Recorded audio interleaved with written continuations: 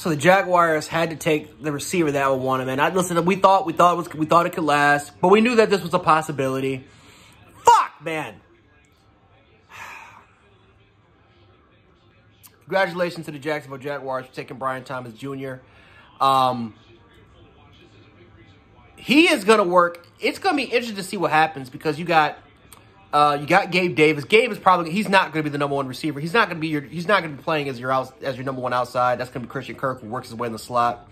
But you got Evan Ingram, you got Zay Jones is still there. Now you add Brian Thomas Jr. to that mix. I mean, the receiver room got a lot better.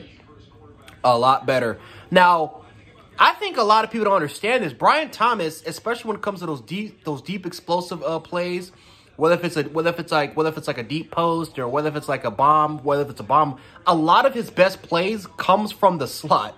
That's kind of the crazy part. Like, a lot of people think that he's just a pure Z, or he's just a pure Z, which again, he can play that sort of position, but you can line him up anywhere. Like, they lined him up at H, they lined him up at Z.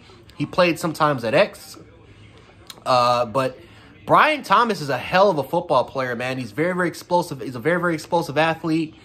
Trevor Lawrence, again, you got to give him some weapons. They could have went with tackle. They could have went with tackle here if they wanted to. And I wonder if Fautanu and Mims on the board, they would have went in that direction. But they did lose Calvin Ridley. They did need to try to find their replacement. You add, Gabe Davis. You add Gabe Davis, Kirk, Evan Ingram still there, Brian Thomas, and now, Trevor Lawrence is going to be throwing the football to them. You have four weapons for Trevor Lawrence right there. Now, first of all, I will say this. There's no excuse if Trevor Lawrence can't get the job done.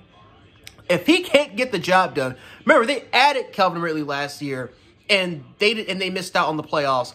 If they can't figure it out with these weapons, especially with Travis Etienne in the backfield, then I don't know. The Jacksonville Jaguars, I'm not saying you move on from Trevor Lawrence, but some red fucking alarm sounds need to go off if the Jaguars, whether that's coaching or whether that's put on the quarterback, because that's a lot of weapons in that skill room, and you got to find a way to make that work.